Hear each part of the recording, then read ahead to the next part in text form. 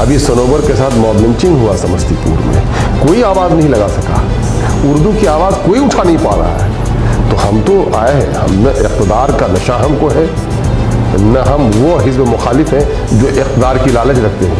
हम तो अदल इंसाफ पर मबनी तहरीक के बानी हैं और हम उसी पे राह पे के मुसाफिर हैं। आप पर बड़ा इल्ज़ाम लगा कि सरकार बनते बनते रह गई आरजेडी की, या तेजस्वी यादव चीफ मिनिस्टर बिल्कुल करीब पहुंचकर नहीं बन सके, और पूरा आरोप लगा कि MIM की वजह से बीजेपी या जेडीयू की सरकार बन। जैसे आज के बारे में क्या खबर चलाएंगे लोग? वो तो नीतीश कुमार जी से मिले थे हम लोग, लेकिन आज तो मोदी जी से मिले हैं। लोगों को पॉलिटिकल प्रोसेस का इल्म नहीं है, और जो जिम्मेदारी हुकूमत की है उसको याद दिलाने के लिए वजीर आला से नहीं तो क्या फार्चून की दुकान वालों से मिला जाएगा? कहा था नरसिम्हा राव ने कि हम वहाँ पर मस्जिद बनाएंगे और मंदिर बनाने के लिए चंदा देने वाले, और वो हमें कहते हैं अरे एक सिक्के के दोनों पहलू हैं, याराना उनसे हो सकती है, हमसे क्या हो सकती है। अस्सलाम वालेकुम रहमतुल्लाह, मैं मुस्तफ़ा रिज़ कासमी, आप देख रहे हैं मिल्लत टाइम्स, और मेरे साथ है ऑल इंडिया मजलिस इत्तेहादुल मुस्लिमीन बिहार के सदर, वहाँ के MLA और फ्लोर लीडर जनाब अख्तरुल ईमान साहब। अख्तरुल ईमान साहब इस वक्त दिल्ली में मौजूद हैं, और आज यानी 23 अगस्त को वज़ीर-ए-आज़म नरेंद्र मोदी के साथ बिहार के ऑल पार्टी डेलीगेशन की मीटिंग थी। जाति जनगणना कास्ट प्रवेश मरदमशुमारी का जो मुतालबा हो रहा है उसको लेकर उनके साथ मुलाकात की। क्या कुछ बातचीत हुई है प्राइम मिनिस्टर के साथ जनाब अख्तरुल ईमान साहब की और पूरे पार्टी की, उन पर हम बातचीत करेंगे। हम आपको बता दें कि वज़ीर-ए-आज़म नरेंद्र मोदी के साथ जो डेलीगेशन मिला है उसमें नीतीश कुमार जो बिहार के CM हैं वो थे, तेजस्वी यादव जो अपोजिशन लीडर वो थे, इसके अलावा जितनी पार्टियां बिहार में उन सब के सदर या अहम लीडर मौजूद थे। अख्तरुल ईमान साहब, मिल्लत टाइम्स में खुशामदीद। बहुत बहुत शुक्रिया साहब। सबसे पहले तो ये जानना चाहेंगे कि किन मुद्दों को लेकर के प्राइम मिनिस्टर नरेंद्र मोदी के साथ आप लोगों की बातचीत हुई है आज? देखिए, मुद्दे बहुत ज़्यादा नहीं, एक नकाती मुतालबा है, वो ये है कि हालिया दिनों में जो 2021 में मरदमशुमारी होनी है, उस मरदमशुमारी में जाति आधारित यानी तमाम तर ज़ात बिरादरी को सामने में रखते हुए उसकी तादाद शुमारी हो, इसी का मुतालबा था कि जाति आधारित जनगणना हो। और ये मामला ये है कि बिहार में दो बार असम्बली में सर्वसम्मति से इत्तेफाक राय से तजवीज़ आई है, वो भी भेजी गई थी, और जब कोई तब्दीली महसूस नहीं की गई और कोरोना की वजह से भले ही देर हो गई हो, वरना तब तो काम शुरू हुआ चाहता था, तो ये फैसला किया गया कि नहीं साहब, वज़ीर-ए-आज़म से मिलकर ऑल पार्टीज डेलीगेशन दिया जाए। तो जब CV साहब ने दरख्वास्त दी, हम लोगों ने भी गुजारिश करी कि साहब वज़ीर आला के क़यादत में बिहार के लोग जाएं, चलें और वज़ीर-ए-आज़म से हम लोग मुतालबा करें कि जो कुछ असम्बली में इत्तेफाक राय से तजवीज़ पेश की गई है उस पर कोई पेशरफ नहीं हुई है, तो चुनांचे हम लोग जाकर रूबरू मुतालबा करें। उसी के तहत दिल्ली आना हुआ, और मुअज़्ज़ज़ वज़ीर आला की क़यादत में हम लोग सब लोग गए, और वज़ीर आला मोहतरम ने बड़ी तफसील से वज़ीर-ए-आज़म के सामने में बात रखी, और वज़ीर-ए-आज़म मोहतरम ने बड़े अच्छे अंदाज में बातों को सुना, और वज़ीर आला ने तमाम तर लोगों का तारुफ भी कराया, और बिहार असम्बली में तमाम तर जो पार्टियां हैं, पार्टी के जितने भी फ्लोर लीडर्स हैं 10 पार्टियों के, सभी 10 रुकन हैं वहाँ पर मौजूद। तो क्या कहा प्राइम मिनिस्टर नरेंद्र मोदी ने जाति जनगणना को लेकर के, कब से काम शुरू होगा, नहीं होगा?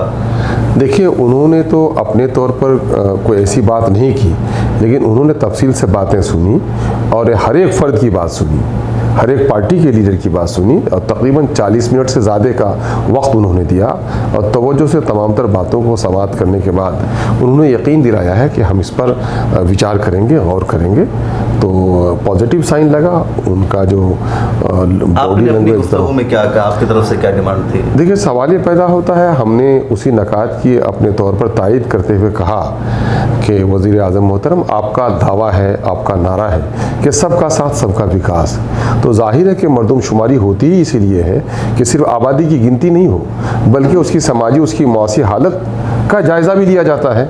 तो जब तक आप ज़ात बिरादरी पर मबनी मरदमशुमारी नहीं कराएंगे तो तब उसकी हालत से आप वाकिफ़ कैसे हो सकते हैं? बल्कि मैं आपसे गुजारिश करूँगा कि अब तक ज़ात बिरादरी की बुनियाद पर जो सेंसस हुआ है वो 1931 में हुआ, आज़ादी से पहले हुआ, वही रेफरेंस है हमारे पास। इस दरमियान में मुल्क तकसीम भी हुआ, ज़ात बिरादरियों का तबादला भी हुआ।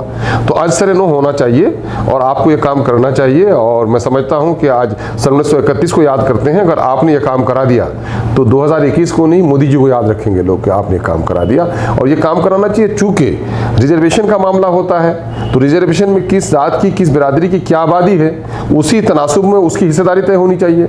रिजर्वेशन में भी फिर अलग कंपार्टमेंट तय होना चाहिए। अब सुरजापुरियों का मामला आया है, कुलिया का मामला आया है, कहीं अंसारियों का मामला है, कहीं कुम्हार का मामला है, कहीं राजवंशियों का मामला है। अलग अलग लोगों को जो आपने रिजर्वेशन दिया है तो किसकी कितनी तादाद है, किसकी क्या हालत है, ताकि आपको प्रोग्राम और प्लानिंग में आसानी होगी। इसलिए काम आपको कराना चाहिए। हम लोगों ने बड़ी मजबूती के साथ मुसलमानों का इससे कुछ ताल्लुक़ है क्या? मुसलमानों में भी कई सारी जातियाँ हैं, कई सारे कास्ट हैं, तो क्या मुसलमानों के अंदर जो कास्ट जातियाँ है उसका भी मरदूमशुमारी में तस्करा होगा? इनके अंदर जो लोग कास्ट है उन सबको भी शामिल किया जाएगा या मुसलमानों के मुसलमान कह करके शामिल किया जाता है मरदूमशुमारी में? नहीं, हमने अपने मुताले में ये भी कहा कि पिछले दिनों से SC ST और अलग अलग मज़ाहिब की आप गिनती करते हैं, और हिंदुस्तानी जो समाजी मंजरनामा है उसमें ज़ात बिरादरी से मुसलमान भी अलग नहीं है ना। जाहिर है कि पेशे के एतबार से ज़ात बिरादरी का ताल्लुक़ मुसलमानों से एक हकीकत है, अक़ीदा सबका एक हो सकता है, लेकिन रहन सहन, समाजी ज़िंदगी, कारोबारी पेशा ये अलग अलग है, जिसकी बुनियाद पर ज़ात बिरादरी का तयन किया गया है। उसमें इनकी अलग ज़ात बिरादरी है, और जाहिर है कि इसमें बहुत सारी बिरादरियाँ ऐसी हैं जो काफ़ी महरूम तबक़ात से ताल्लुक़ रखने वाली हैं। इसलिए मज़हब के साथ साथ ज़ैली तौर पर उनके दरमियान में जो ज़ात और बिरादरियाँ हैं उनकी मरदमशुमारी होनी चाहिए। इसका भी मुतालबा हम लोगों ने किया है, और यह होना भी चाहिए, ये होना भी चाहिए। इसके बगैर कैसे हो सकता है? हिंदुस्तानी समाज जात पात पर मबनी समाज है, और ये यहाँ बहुत पूर्वजों के ज़माने से, ज़माने कदीम से मनोवाद की व्यवस्था जो यहाँ पर रही कई तबक़ात में, और यहाँ पर ज़ात बिरादरी का ताल्लुक़ उसके पेशे से हुआ। जो लोग दूध का कारोबार करने लगे ग्वाला कहलाने लगे, जो लोग कपड़ा बुनने लगे जुल्हा कहलाने लगे, जो लोग बर्तन बनाने लगे कुम्हार कहलाने लगे, और वही आज उनकी ज़ाती है ना। भले ही अपने धर्म से किसी का रिश्ता जोड़ लें, लेकिन उनके पैसे से उनके साथ करना ताल्लुक़ हो गया है, और उसकी समाजी हालत भी वैसी ही है। तो इसलिए उसके बगैर इस मुल्क में मुनसिफाना निज़ाम तक़सीम के क़याम के लिए ज़ात बिरादरी पर मबनी मरदमशुमारी लाजमी है, और ये होना चाहिए। ये मुतालबा हम लोगों ने बड़े ज़ोर के साथ। तो बातचीत हुई कि क्या प्राइम मिनिस्टर के साथ बातचीत हुई, मीटिंग के बातचीत हुई, कुछ और मुद्दों पर बात करते हैं, क्योंकि अख्तरुल ईमान साहब इस वक्त पहली मरतबा MIM को बिहार में कामयाबी मिली, 5 सीटों पर जीत मिली, और अख्तरुल ईमान साहब के साथ मेरी भी जीत के बाद पहली मुलाकात है। अख्तरुल ईमान साहब, आपसे लोगों की बड़ी उम्मीदें हैं, बड़ी तवक्कुआत है, और आप 5 लोग हैं जो असेंबली में नुमाइंदगी कर रहे हैं और सीमांचल की नुमाइंदगी कर रहे हैं। अब तक पिछले तकरीबन 1 साल हो रहे हैं, पिछले इसी नवंबर में चुनाव हुआ था, तो 1 साल का दौर है। कैसा रहा आपके लिए, सीमांचल के लोगों के लिए, वहाँ के आवाम के लिए आपकी जीत के बाद? देखिए, इसके बारे में तो सही तौर पर वहाँ के लोगों से पूछ सकते हैं, लेकिन जहाँ तक मुझे अपनी ज़िम्मेदारियों को अदा करने की बात है उस एतबार से मगर अपनी एहतसाबी बात करूँ तो अल्हम्दुलिल्लाह हमने जिन इरादों को लेकर और जिन मंसूबों को लेकर कदम आगे बढ़ाया है, हम उसके तरफ हमारी पेशरफ्त जारी है। और वहाँ पर सियासी और समाजी बेदारी के साथ साथ ऐवान असम्बली में वहाँ के मसाइल की पुरजोर वकालत, मुदल्लल वकालत और पुरअसर वकालत करने में हम कामयाब रहे हैं। अभी 3 नशिस्तें हुई हैं वहाँ पर, अब तक 3 इजलास हुए हैं, और तीनों इजलास में अगर आप देखेंगे कि अक़लियतों के ताल्लुक़ से और महरूम तबक़ात के ताल्लुक़ से और सीमांचल के ताल्लुक़ से मसाइल को जितनी तवानाई के साथ हम लोगों ने उठाई है, गुलनाज के जलने की सदा कोई नहीं लगा सका असेंबली में। अभी सनोबर के साथ मॉब लिंचिंग हुआ समस्तीपुर में, कोई आवाज़ नहीं लगा सका, उर्दू की आवाज़ कोई उठा नहीं पा रहा है। तो हम तो आए हैं, हम न इक़्तिदार का नशा हमको है, न हम वो हिज़्ब मुखालिफ हैं जो इक़्तिदार की लालच रखते हैं। हम तो अदल व इंसाफ पर मबनी तहरीक के बानी हैं, और हम उसी पे राह पे के मुसाफिर हैं, और मजबूती के साथ हम लोगों ने महरूम तबक़ात की वजह है। हाँ, तो क्या RJD ने गुलनाज का मसला या सनोबर का मसला या उर्दू ज़ुबान का मसला, दूसरे मुसलमानों से रिलेटेड इशूज़ है, क्या इनके लीडर इन सब मुद्दों को नहीं उठा रहे? सवाल ये पैदा होता है कि जमहूरियत के चौथे सुतून पर आपका शुमार होता है। मैं अपने मियाँ मिट्ठू नहीं बनूँ, बल्कि आप पुराने रिकॉर्ड जो हैं ये तीनों असेंबली के इजलास के, उन्हें ज़रा टटोल लीजिए, उसमें किसकी क्या कारकर्दगी रही है। तो मैं समझता हूँ कि इंशाअल्लाह जिस बात की तायद मुझे अपनी ज़बान से करवाना चाहते हैं उसके की तस्दीक आप खुद करने लेंगे और ख़ुद पजीराई करेंगे उसकी। हम लोगों ने जितनी तवानाई के साथ उस महरूम तबके की आवाज़ उठाई है और तमाम तर मिली समाजी मसाइल पर बात की है, मैं तो नहीं समझता हूँ कि दूसरों ने इसका आसर असीर भी किया होगा। आप पर बड़ा इल्ज़ाम लगा कि सरकार बनते बनते रह गई आरजेडी की, या तेजस्वी यादव चीफ मिनिस्टर बिल्कुल करीब पहुंचकर नहीं बन सके, और पूरा आरोप लगा कि एमआईएम की वजह से बीजेपी या जेडीयू की सरकार बन। जैसे तादाद क्या थी उनकी, अपनी तादाद लेकर आते फिर हमसे बात करते। किसी पर इल्ज़ाम लगाना बड़ा आसान है, लेकिन इल्ज़ाम लगाने में दलील भी पेश करनी पड़ेगी ना। हर दावा दलील चाहता है, कोई दावा किसी के आंखों के आंसू के कतरे से नहीं नापा जाएगा, दावे के साथ दलील होनी चाहिए। पहले वो बताएं तो मेरी तादाद होती तो 123, तो 118 वो बता दें कौन कौन है 118 में उनके पास।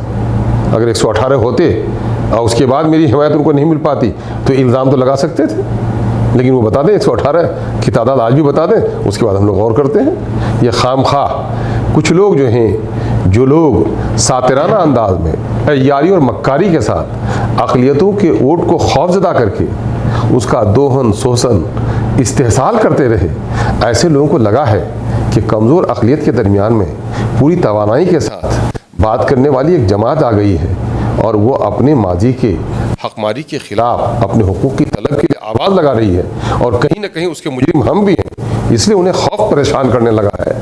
और ये अहले जुनून आलम जुनू में क्या क्या कह जाता है, उनकी बातों की परवाह नहीं करने की ज़रूरत है। नीतीश कुमार से एक बार तो आप मिले और भी कई मुलाकात हुई होगी, तो तस्वीर बड़ी वायरल हुई थी, कई लोग लिखने लगे देखे नीतीश कुमार से मिल रहे हैं। ये भी खबर है कि एमआईएम के जो कुछ विधायक है वो जेडीयू में शामिल होने जा रहे हैं। आज के बारे में क्या खबर चलाएंगे लोग, वो तो नीतीश कुमार जी से मिले थे हम लोग, लेकिन आज तो मोदी जी से मिले हैं। लोगों को पॉलिटिकल प्रोसेस का इल्म नहीं है। एक एमएलए जो चुन के आता है वो ऐवान असम्बली का एक रुकन ही नहीं होता, बल्कि अपने इलाके के मसाइल और बनने वाले कवानीन में उनका सरगर्म हिस्सेदारी होती है। और जाहिर है कि अपने इलाके के मुतालबात और मसाइल हैं, और जो जिम्मेदारी हुकूमत की है उसको याद दिलाने के लिए वज़ीर आला से नहीं तो क्या पारचून की दुकान वालों से मिला जाएगा। ये बेचारे लोग हैं, इनको पता नहीं है कि पॉलिटिकल प्रोसेस क्या है, इसी वजह से ये समझते हैं वहाँ चले गए। अरे हम लोग नादानों को बताते हैं, किसी भिखमंगे की ताजमहल के सामने में तस्वीर आने से वो तो शहंशाह नहीं बन जाएगा ना, है ना। मामला है कि किसी से मिलना, अपने मुतालबे के लिए मिलना, तो आप नहीं देखेंगे उसको कि बगैर वज़ीर आला, बगैर वज़ीर आज़म, बगैर मुतल्लका महकमे के वज़ीर, बगैर मुतल्लका महकमे के कमिश्नर से मिले हुए आप अपने काम को आगे नहीं बढ़ा सकते हैं। उसको तकाजा करना है तो ये काम तो हम लोग बल्कि कम मिले हैं, और मिलना चाहिए हम लोग को। बल्कि जो जितना बीमार होता है हॉस्पिटल इतना दौड़ता है, तो सीमांचल के मसाइल बहुत हैं, इसलिए हम लोग को तो बार बार मिलने की ज़रूरत है। सैलाब की तबाही है, तादाद के एतबार से स्कूल की कमी है, बीमारों की तादाद से हॉस्पिटल की कमी है, जवानों की बेरोज़गार तादाद के एतबार से रोज़गार के मौक़े हमारे दरमियान नहीं है, गुर्बत व अफलास में डूबी हुई बस्ती हमारी है। तो हमें एक बार नहीं सदा बार मिलने की ज़रूरत है उनसे। तो ये लोग असल ये है बेचारे कि जानते नहीं हैं कि पॉलिटिकल प्रोसेस है क्या। सोशल मीडिया पर कुछ लोगों ने लिखा हुआ था कि जो एमआईएम के विधायक जीते हुए लोग आए हैं, ये लोगों से कनेक्ट नहीं रहते हैं, मैसेज किया जाता है जवाब नहीं देते हैं, फ़ोन करते हैं उठाते नहीं हैं, इश्यूज़ हल नहीं कर रहे हैं, और जो अपोजिशन में हैं जो पहले थे वो आज भी लोगों की बातें सुन रहे हैं, मसाइल हल कर रहे हैं, फ़ोन उठाते हैं, मैसेज का जवाब देते हैं। सवाल ये पैदा होता है इल्ज़ाम लगाने वाले क्या करते हैं, जाकर पूछिए। मैं दावे के साथ कहता हूँ कि मैं भी तो हूँ ना। मैंने इन 8-9 महीने के दरमियान में जितने टेलीफोन रिसीव किए हैं, जितने लोगों से मुलाकातें की हैं, जितने मसाइल की वकालत की है, इलाके का जितना दौरा किया है, तो मैं 1 साल बनाम 1 साल नहीं, 1 साल बनाम 10 साल का दावा करता हूँ कि वहाँ के एमएलए रहने वाले लोग क्या 10 साल में भी इतने लोगों से मुलाकात किए थे। एमआईएम का आदमी से बोलता नहीं है, करता भी है। इल्ज़ाम लगाने वालों को क्या जाता है। जो लोग बाबरी मस्जिद के तोड़ने वालों के साथ बैठे हुए हैं, तो चोर को तो रोशनी से डर लगता है, यही वजह है कि चिराग के बुझाने की तमन्ना उसको होती है। ये बदनाम वही लोग करते हैं जिन लोगों की दलाली हम लोगों की उसे बंद हो गई है। चीखते चिल्लाते हैं, मीडिया को मैनेज करके हमें रुसवा करने की कोशिश करते हैं, लेकिन अल्हम्दुलिल्लाह हाथी चले बाजार और चौपाया भूखे हज़ार, उसकी परवाह करने की ज़रूरत नहीं है। का क्या तरीका, आपने कुछ दफ्तर वगैरह बना रखे हैं, ऑफिस वगैरह, कुछ आपके सेक्रेटरी हैं देखिए या बराह रास्त प्राइवेट सेक्रेटरी हैं, हमारे पॉलिटिकल और दूसरे साथी हैं, हम पंचायत लेवल पर हमारे अध्यक्ष हैं, प्रखंड लेवल पर अध्यक्ष हैं, विधानसभा लेवल पर हमारे अध्यक्ष हैं, और फिर कई मारूफ कार्यकर्ता हैं जिनसे लोगों का मिलना जुलना रहता है। है ना। ऑफिसेज हम लोगों ने खोलने का कोरोना की वजह से नहीं हुआ है, अब इंशाल्लाह ऑफिसेज भी हर ब्लॉक में हम लोग का खुलने जा रहा है। सदर दफ्तर में हमारे लोग आते रहते हैं, और हमारे लोगों को जितना दौरा एमआईएम के लोग करते हैं, कौन इतना दौरा करता है? जितने मसाइल हम लोग उठाते हैं कौन दूसरा उठाता है? तारीख नहीं रही इसे साहब उसकी। जितने क्वेश्चन अभी भी हम लोगों ने किए हैं, अभी मैं आपको बता दूँ कि जिस इलाके से मैं नुमाइंदगी करता हूँ, पिछले साल भी सैलाब की तबाही थी, बमुश्किल 7-8 जगहों पर वहाँ पर फ्लड फाइटिंग के तहत गाँव को, बस्तियों को बचाने का काम हुआ। आज अल्हम्दुलिल्लाह 27 जगह से ज़ायद पर काम हो रहा है।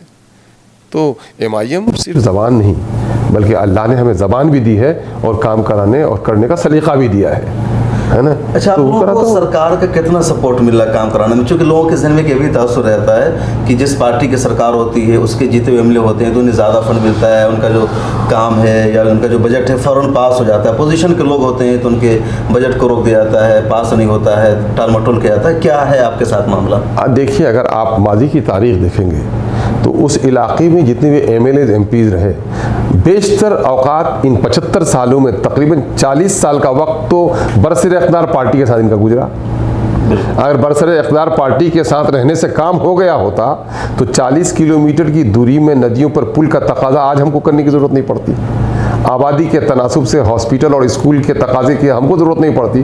तो इसका मतलब ये हुआ कि बरसर इक़्तिदार पार्टी के साथ रहने के बावजूद भी काम नहीं होता है। देखिए, सिर्फ जंग तलवारों से या बाजू से नहीं, बल्कि सिपाही के इरादों से जीती जाती है। क्योंकि एमआईएम के लोगों का इरादा काम करने का है, तो इसलिए हम समझते हैं कि हुकूमतें तो नाइंसाफ़ी करती हैं, बरसर इक़्तिदार पार्टियाँ चाहती हैं कि हम जो लोग हिज़्ब मुखालिफ में उसका काम नहीं करें। तो इसके माने ये हैं कि जो लोग भी हिज़्ब मुखालिफ में उनका काम नहीं होना चाहिए। अल्हम्दुलिल्लाह मैं आपको यकीन दिलाता हूँ कि 5 साल के बाद आकलन कर लीजिएगा। और पिछले दिनों में भी राजद में हमें अपोजिशन में ही रहने का मौका मिला, और जितने काम हमारे ज़माने में हुए हैं उसके बाद बरसर इक़्तिदार पार्टी के लोगों में अगर है जुरत तो आके मुकाबला कर लें कि हमारे ज़माने में कितने काम हुए और उनके ज़माने में कितने काम हुए। हम दावा करते हैं कि इंशाअल्लाह अगर हमारी यही पेशरफ्त जारी रही और आवाम की हिमायत इसी अंदाज में रही, हम सड़क से सदन पर लड़ने के आदी आदमी हैं। सदन में बात उठा रहे हैं और हम लोग ने कहा कि अगर हमारी बात आसानी से नहीं मानोगे तो हमें तो गर्दन मरोड़ने की बात कहते हो कि चिकन नेक है, लेकिन जानते हो कि गर्दन में बाकी हिस्से की जान भी तुम्हारी छुपी हुई है। हम 7 स्टेट जो है उसका रास्ता बंद कर देंगे, और हम रास्ता दुश्मनी में बंद नहीं करेंगे, मुतालबे में बंद करेंगे कि तरक्की सबकी होनी चाहिए, लेकिन किसी को बिरयानी मिले, किसी को सूखी रोटी भी नहीं, ऐसा नहीं होगा। मुल्क में वोटों की कीमत बराबर है तो मुल्क के वसाइल पर सबका हक भी बराबर है। ये लड़ाई हम लोग लड़ रहे हैं। आखिरी 2 सवाल। सीमांचल में एमआईएम है, पिछले मरतबा आपने मिथिलांचल में भी पार्टी को फ़रोग़ दिया था, लेकिन चुनाव आप लड़े नहीं, रोक दिया, वहाँ आपके कार्यकर्ता भी मौजूद है। अब अगली मरतबा के चुनाव में या इस बीच में आप मिथिलांचल या जो दूसरे इलाके हैं उधर भी एमआईएम को फैलाएंगे, वहाँ के कार्यकर्ता को जोड़ेंगे, या सीमांचल तक ही रहेंगे फ़िलहाल?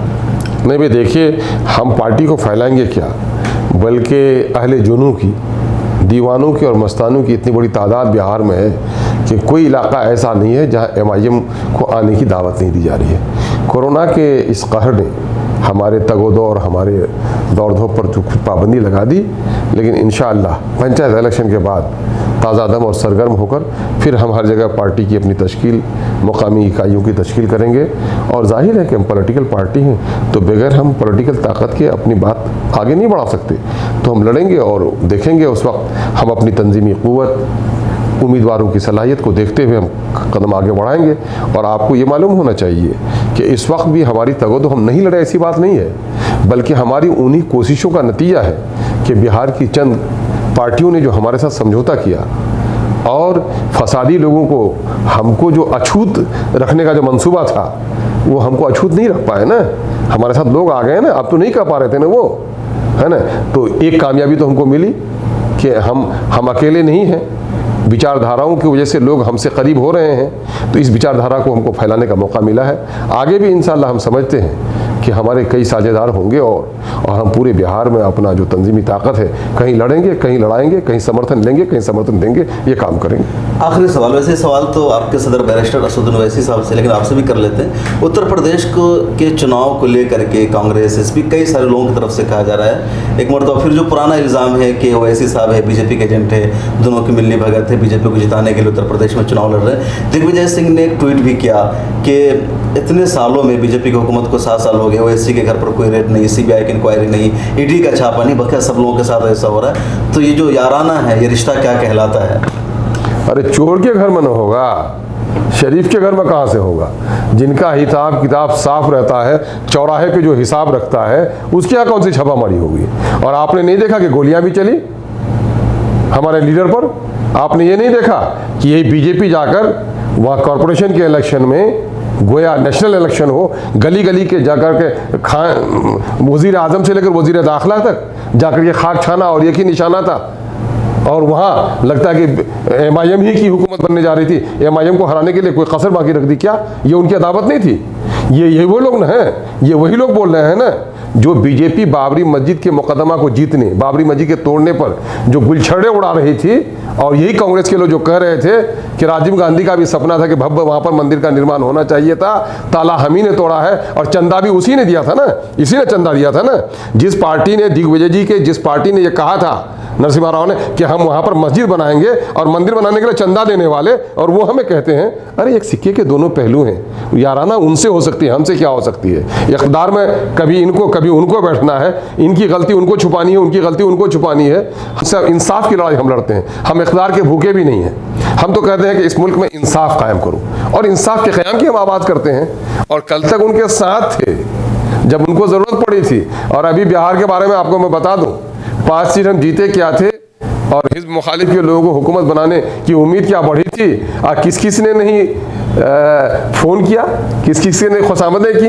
अब वो भी अपना झांक के देख ले कि वो भी तमन्ना रखते थे कि नहीं, उनके लीडरों ने बात की भी नहीं की। ये लोग वो लोग हैं जिन लोगों ने एक अरसे से अक़लियतों के साथ नाइंसाफ़ी की है, जिसका पैरहन बाबरी मस्जिद की तालाबंदी, जिसके पैरहन में दाग है मीरठ का, मलियाना का, बेवंडी का, आसाम के नीली का, है ना, यूनिफॉर्म सिविल कोड लाने की, साहबानों की केस को आगे बढ़ाने का, आर्टिकल 341 पर पाबंदी लगाने का।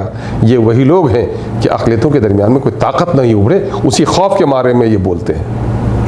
तो आप थे हमारे साथ अख्तरुल इमाम साहब, बिहार ऑल इंडिया मजलिस इत्तेहादुल मुस्लिमीन के सदर, अमौर विधानसभा से एमएलए, और बिहार असेंबली में फ्लोर लीडर भी, यानी पार्टी के लीडर हैं, और हर मुद्दे पर बोलते हैं, खुल करके बोलते हैं। मिलत टाइम्स पर भी सारी रिपोर्ट्स और ख़बर आप देख सकते हैं। और इस वक्त सबसे बड़ी बात ये हुई, शायद इतिहास में बहुत कम ऐसा मौका मिलता है कि जब पार्टी डेलीगेशन की मीटिंग हुई है प्राइम मिनिस्टर के साथ। प्राइम मिनिस्टर कोई भी हो सकता है, वो हो जिन्हें हम चाहते हैं, वो हो जिन्हें हम नहीं चाहते, लेकिन प्राइम मिनिस्टर है। तो उनके साथ जनाब अख्तरुल इमाम साहब की भी मीटिंग हुई, एक पार्टी लीडर के हैसियत से, और एक बहरहाल एक बड़ी बात है। और अख्तरुल इमाम साहब यहाँ मौजूद थे। आप इन बारों में क्या सोचते हैं, क्या समझते हैं, कमेंट सेक्शन में ज़रूर लिखें। फिर मुलाकात होगी अगले वीडियो में। अपना ख्याल रखें। मिलत टाइम्स को आपकी ज़रूरत है, हमारी आप माली मदद करें।